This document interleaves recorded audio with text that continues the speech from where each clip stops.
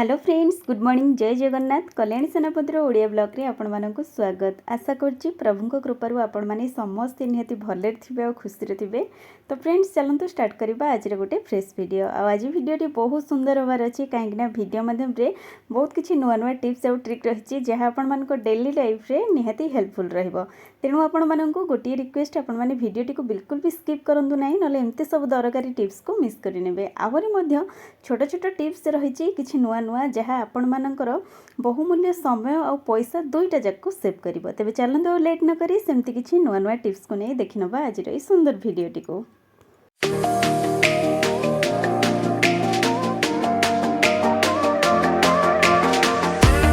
सांग माने video start करिया पूर्व प्रथम आपण मानक मोर से गोटे रिक्वेस्ट, जदि भी कहीं आज आपण मानक भितर चैनल रे नुआ अछंती पाखर थिबा बेल आइकन को प्रेस करी चैनल को सब्सक्राइब कर नियंतु, जा द्वारा वीडियो रो प्रथम नोटिफिकेशन आपण मानक पाखरे पहुंच जिवो। आपण मानक रे टिके टिके सपोर्ट मते आगो को जिबाको निहाती मोटिवेट करिवो बा मो पे आशीर्वाद भली निहाती काम देबो।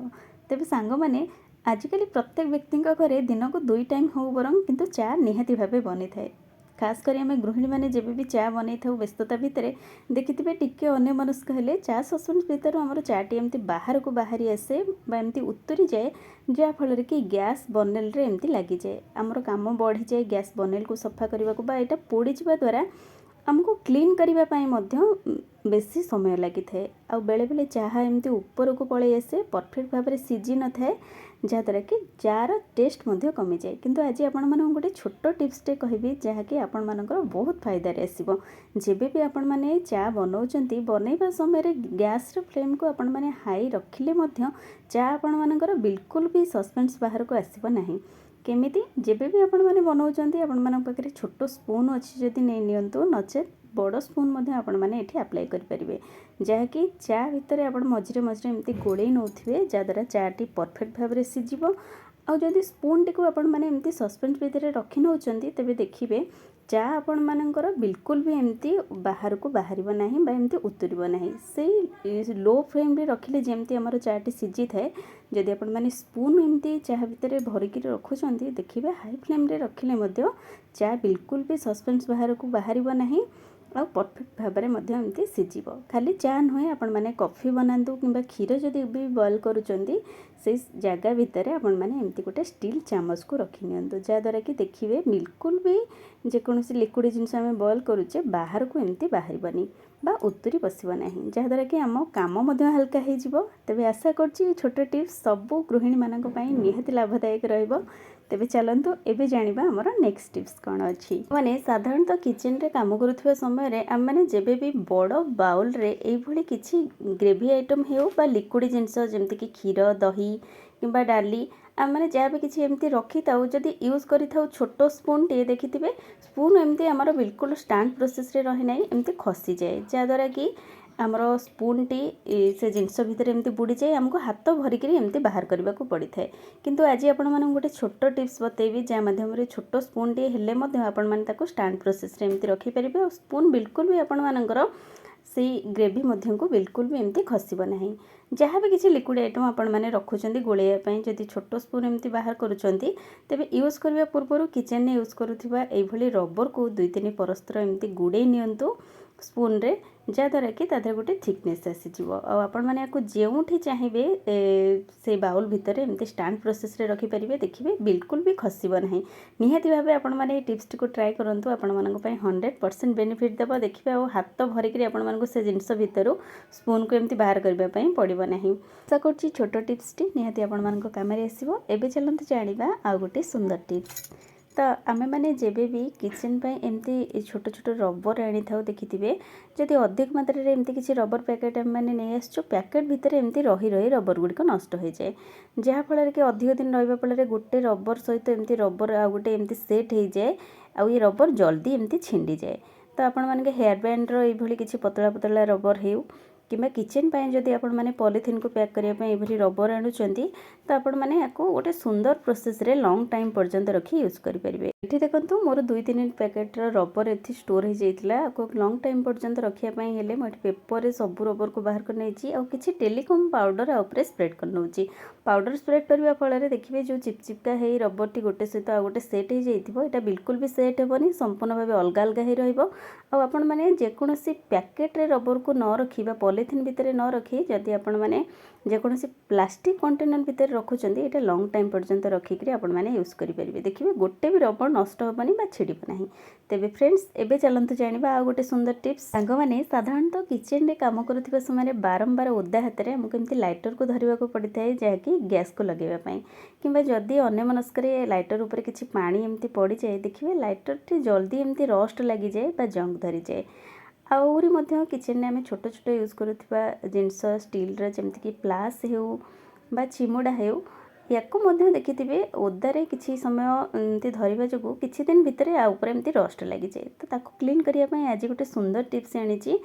मैंने किचेन में यूज करथुवा लाइजर को ये देखूँ गोटे स्पून पाखापाखि मुझे आ हल्का भाव में आपण मैंने लाइटर उपर या लगे निंतु पाखे जदि ये किसी रफ स्क्रबर अच्छी ना स्टील मजार मैंने एमती गोटे सेकेंड खाली एमती टिके हल्का भाव रफ कर देखिए जहाँ भी किसी जंग लगी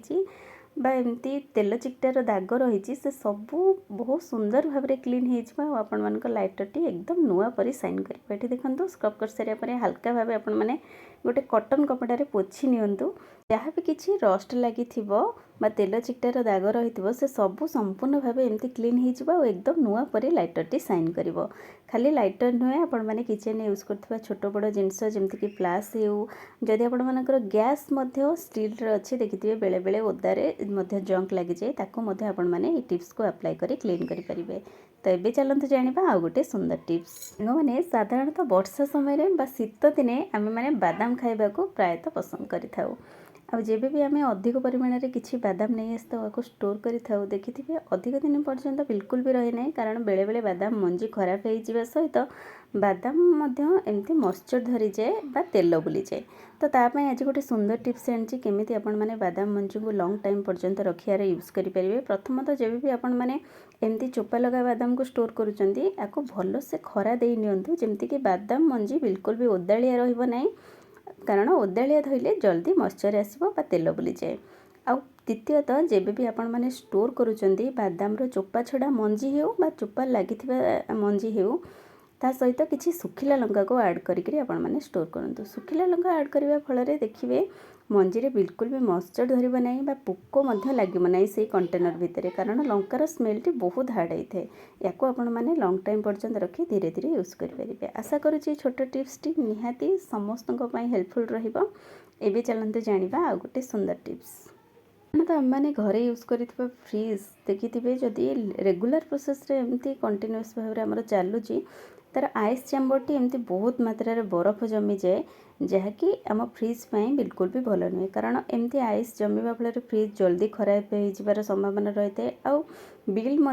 इलेक्ट्रिक बिल बहुत अधिक मात्रा रे कंज्यूम करता है तो आपाई आज गोटे सुंदर टिप्स आनी केमी आपण मैंने जदि आपण मान फ्रिज रे ये किसी प्रोब्लेम घटुची या सल्व करेंगे तो आम मैंने किचेन में यूज करुवा लुण को अल्प मात्रा रे किसी ए आइस चैम्बर रे स्प्रेड करनबा जहाँफल कि ये जल्दी मेल्ट हो जिते अधिक रु अधिक मात्रा रे आइस धरी था ना कहीं देखिए जदि आपण मैंने ऊपर एमती लुण स्प्रेड करा अल्प समय मध्य एमती मेल्ट हो मेल्ट हो सारा पर द्वितीयतः आम को केमती एते मोटारे आइस आमर आइस चैम्बर भितर न जमीब तापाई गोटे सुंदर टिप्स आनी देखंतु बहुत कम समय भितर जहाँ भी किसी आइस धरी सब मेल्ट हो सारी एबे जहाँ भी किसी आइस अच्छी आपको आम क्लीन करी ऊपर आम अल्प मात्रा रे किसी लुण स्प्रेड करनबा बा लगे नबा एमती लुण लगे फल देखिए जिते मोटारे आइस आमर बसुला आइस चैम्बर रे आउ अधिक मात्रा एमती चारिआडे धरब ना जहाँकि कम परिमाण रे एमती आइस रहिबो फ्रिज आमर खराब होबार संभावना रहिबो नाही बा इलेक्ट्रिक बिल अधिक आसीबार चांस रहिबो नाही कारण देखंतु ए प्रोसेस आपण माने निहाती भाबे ट्राई करंतु जदि आपण मानक फ्रिज रे बा फ्रीजर भितर ए भली किछि प्रॉब्लम होउची तो आपण मानक पई 100% बेनिफिट देबो सांग मैंने आशा करुँच आज छोट छोट टिप्स मध्यम जदि आपण मानक वीडियोटी पसंद आछि वीडियोटी को लाइक शेयर सहित भल कमेंट दिंतु चैनल नुआ चैनल को सब्सक्राइब कर दिंतु पुणी देखा किसी नुआ नुआ टिप्स सहित नेक्स्ट वीडियो रे रहूची बाय।